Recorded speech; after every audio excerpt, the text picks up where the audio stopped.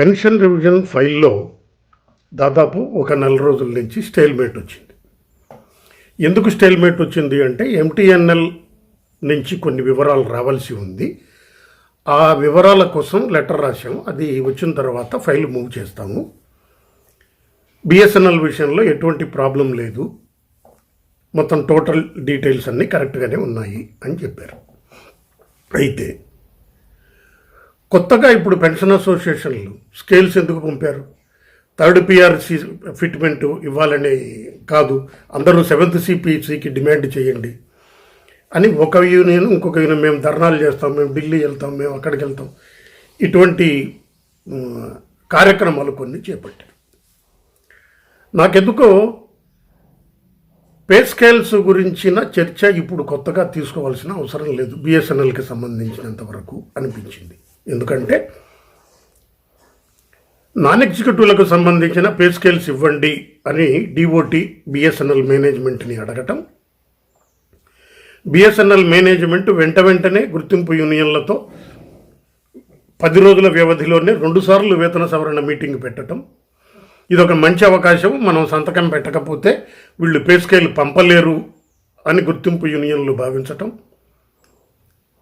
అయితే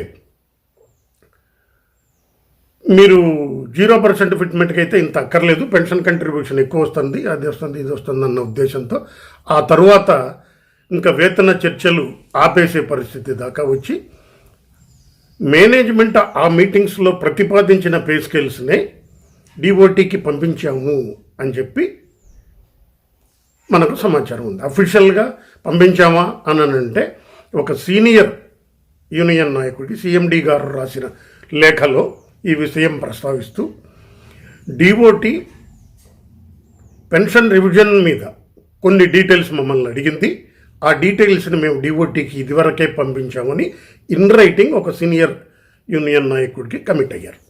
ఆ లెటర్లో ప్రస్తావించారు ఆయన అంశాన్ని. దాన్ని బట్టి పే స్కేల్స్ ఆల్రెడీ మేనేజ్మెంట్ ఇచ్చేసింది డిఓటీకి అని. తర్వాత డిఓటీ కొత్తగా వచ్చిన మెంబర్ సర్వీసెస్ కానీ మెంబర్ ఫైనాన్స్ కానీ బిఎస్ఎన్ఎల్ నుంచి పే స్కేల్స్ వచ్చేసినాయి అనే విషయాన్ని యూనియన్ నాయకులతో పెన్షన్ అసోసియేషన్లతో కన్ఫర్మ్ చేశారు. సో ఇప్పుడు ఆల్రెడీ ఇచ్చేసిన పే స్కేల్స్ గురించి పే స్కేల్స్ ఎందుకు అడిగారు, అసలు పే స్కేల్స్తో పనే ఉంది, మీరు పే ఫిక్సేషన్ చేయొచ్చు కదా, ఈ రకమైన చర్చ అయిపోయిన పెళ్ళికి బాజాలు ఎందుకు? ఇంకా వాళ్ళు డిఓటీలో ఒక విధమైన నిర్ణయం తీసుకున్నారు, పే స్కేల్స్ కావాలి, కొత్త పే స్కేల్స్ ఉంటేనే పే ఫిక్సేషన్ చేయటం కుదురుతుంది అనేది డిఓటీలోని అధికారుల భావన. ఇప్పుడు పే స్కేల్స్ లేకుండా పే ఫిక్సేషన్ ఎట్లా చేస్తారు అని అకౌంట్స్ వింగ్లోనే కొంతమంది చెప్తారు. కొంతమంది ఏమో నోషనల్ పే ఫిక్సేషన్ అని మీరు చెప్పినప్పుడు ఆటోమేటిక్గా పే ఫిక్సేషన్ చేయాలి, కానీ ఇంకా పే స్కేల్తో పనే ఉంది అని అంటారు. పే స్కేల్స్తో పనే ఉంది అని అంటే స్టాగ్నేషన్ ఇంక్రిమెంట్ల విషయాలు, దాని మీద సంబంధించిన రూల్స్ ఎందుకుంటాయి? కాబట్టి వేతన చర్చలతో పెన్షన్ రివిజన్కు సంబంధం లేదని, వేతన చర్చల ఒప్పందం లేకపోయినా పెన్షన్ రివిజన్ జరుగుతుందని, అసలు వేతన సవరణ లేకుండా భారతదేశంలో పెన్షన్ సవరణ ఇంతవరకు జరగలేదు అన్న సూత్రాన్ని మనం అధిగమించి వేతన సవరణతో సంబంధం లేకుండానే పెన్షన్ సవరణ జరిగేలాగా ఫైల్ మూవ్ చేయించుకోగలిగాం అన్న విషయాన్ని మనం ఒకటే గుర్తించాలి.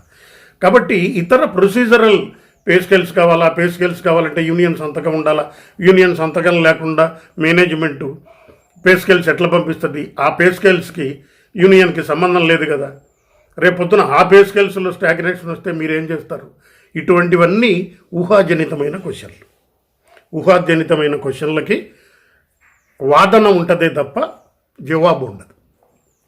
అది జరిగితే ఏం జరుగుతుంది అనేది మీ ఊహలోకే సంబంధం తప్ప నిజంగా ఏం జరిగింది, నిజంగా ఏం జరుగుతుంది అనేది ప్రాక్టికాలిటీ మీదనే ఆధారపడి ఉంటుంది.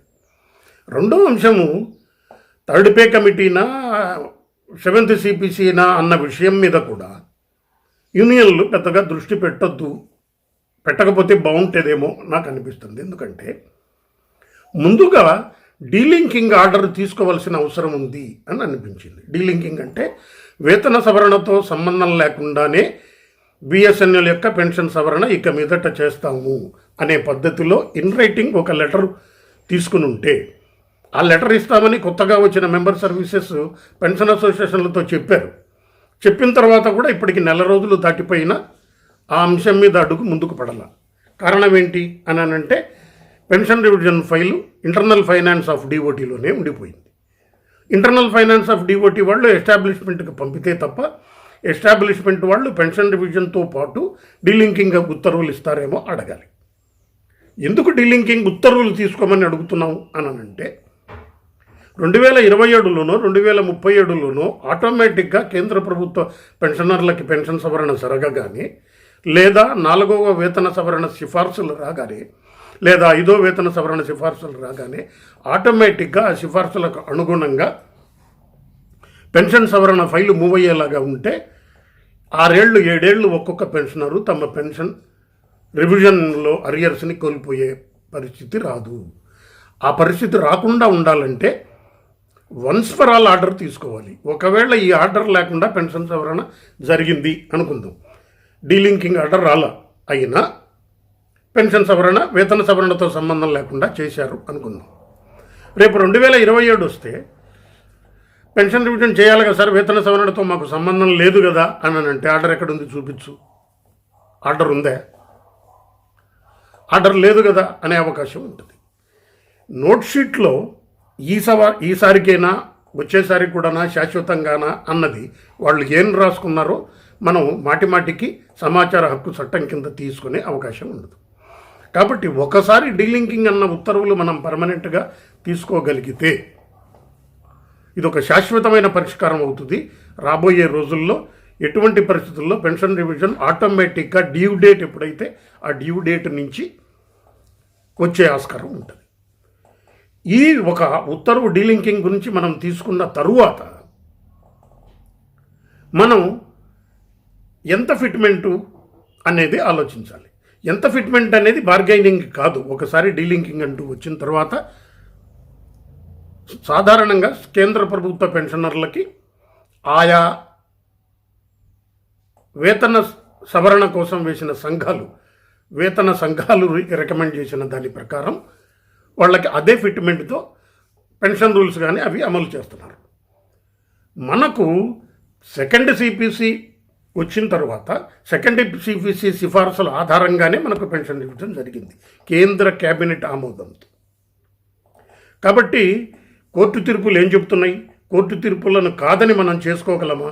ముందు ఏది ప్రాధాన్యత ఇవ్వాలి అన్న విషయంలో కొంత విఘ్నతని పెన్షన్ అసోసియేషన్లు పెద్దలు నిర్ణయం తీసుకోవాలి అన్నది నా వ్యక్తిగతమైన అభిప్రాయం. ఎందుకనంటే ఇప్పుడు మనకు కావాల్సింది 3rd పిఆర్సీనా 7th సిపిసినా కాదు. పే స్కేల్స్ కావాలా, పే స్కేల్స్ రికమెండేషన్ లేకుండా ఇవ్వాలా, వేతన సంఘాలతో సంతకాలు పెట్టించుకుని ఇవ్వాలా, ఇది కాదు మనకు చర్చ. డీలింకింగ్ అనేది అఫీషియల్ కమ్యూనికేషన్గా డిఓటీ నుంచి ఉత్తర్వులు తీసుకోవటం అత్యంత ప్రాధాన్యత కలిగిన అంశంగా నేను భావిస్తున్నాను. ఆ అంశం మీద మనం ఒత్తిడి చేయగలిగితే, ఒకసారి డీలింకింగ్ అనే ఆర్డర్ తీసుకుంటే తర్వాత మిగతా అంశాలు ఆటోమేటిక్గా డీలింకింగ్ ఆధారంగా జరుగుతాయి. కాబట్టి మిగతా అంశాలు ఆటోమేటిక్గా జరుగుతాయి అని నా వ్యక్తిగతమైన అభిప్రాయం.